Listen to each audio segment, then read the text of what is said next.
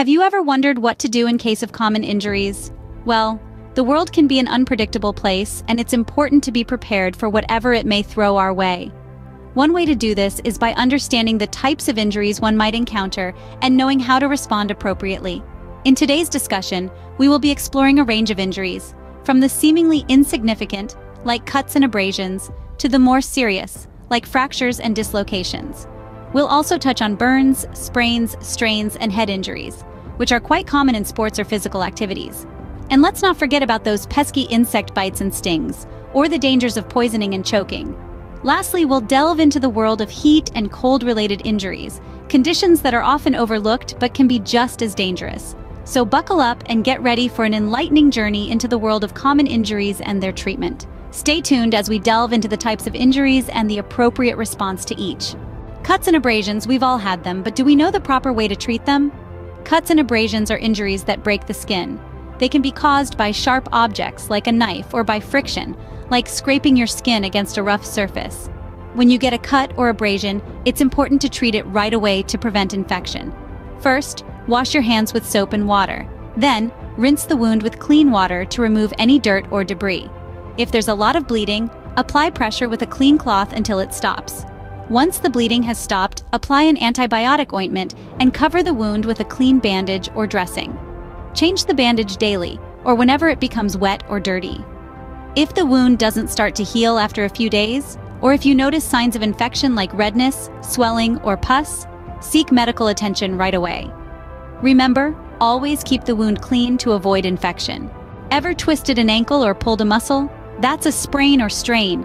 Sprains and strains are injuries that occur when the ligaments or muscles and tendons are overstretched or torn. This can happen during sports, physical activities, or even everyday tasks. A sprain refers to damage to ligaments, the tough bands connecting our bones at the joints. A strain, on the other hand, involves injury to a muscle or tendon, the fibrous cords that attach our muscles to the bones.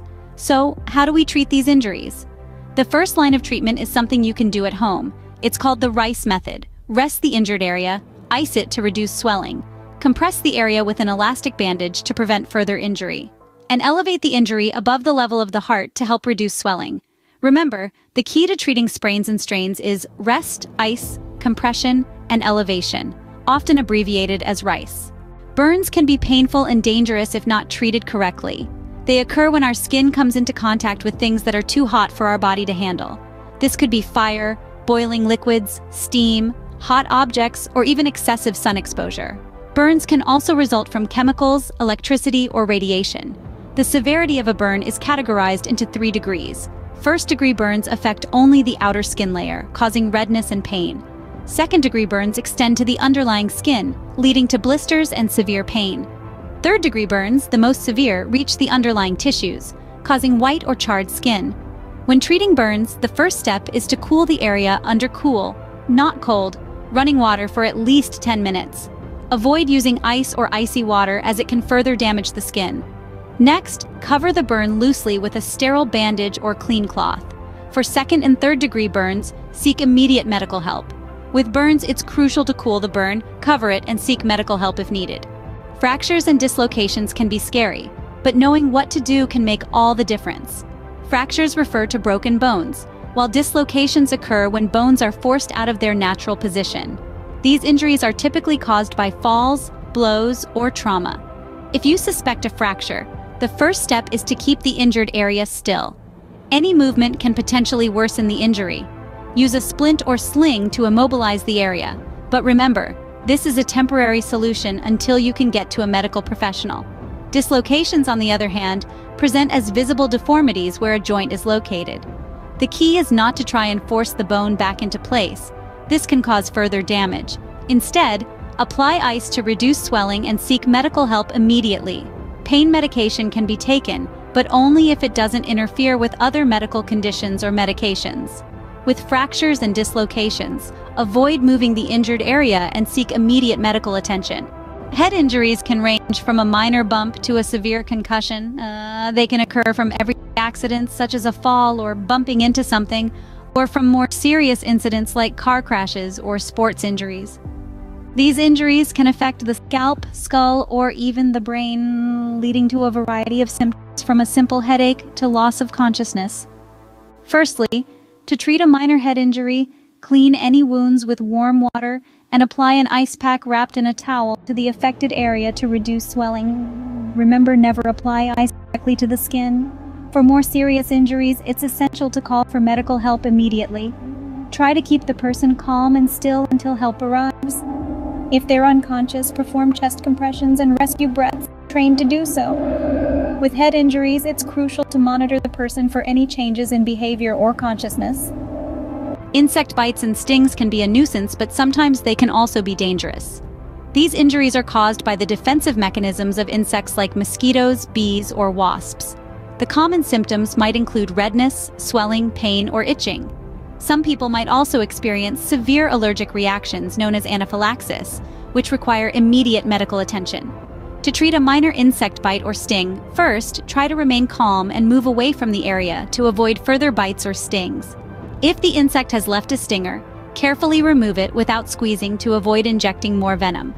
Clean the area with soap and water, then apply a cold compress to reduce swelling. Over-the-counter creams or antihistamines can help with itching. In case of severe reactions like difficulty breathing, dizziness, or rapid heartbeat, seek medical help immediately. Remember to watch for signs of an allergic reaction when dealing with insect bites and stings. Poisoning can be life-threatening and requires immediate action. In the simplest terms, poisoning happens when a person ingests, inhales, injects, or comes into contact with a harmful substance. These substances, also known as poisons, can include household chemicals, certain plants, some types of food and medications, and more.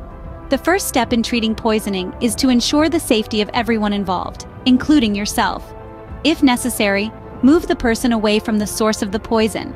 Next, try to identify what poison was involved.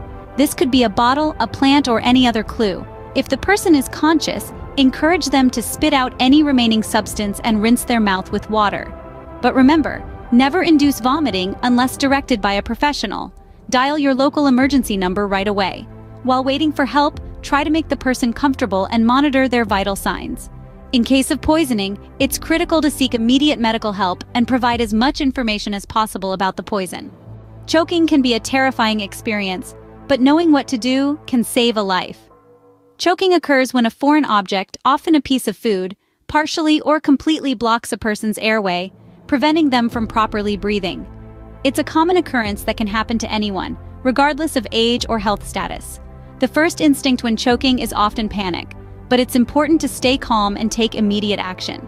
If the person is coughing forcefully, encourage them to continue, as this is the body's natural way of dislodging the object. If the person can't cough or is struggling to breathe, you should perform the Heimlich maneuver. Stand behind them, place your arms around their waist, make a fist with one hand and place it above their navel. Grab your fist with your other hand and give quick upward thrusts until the object is forced out.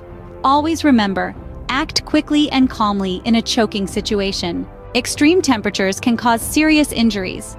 Heat-related issues such as heat stroke and heat exhaustion occur when the body overheats, often due to prolonged exposure to or physical exertion in high temperatures. Symptoms can range from heavy sweating and rapid pulse to fainting. On the other hand, cold injuries such as frostbite and hypothermia are a result of the body losing heat faster than it can produce it. This can lead to numbness, shivering, and loss of coordination. The first step in treating heat-related injuries is to cool the person down.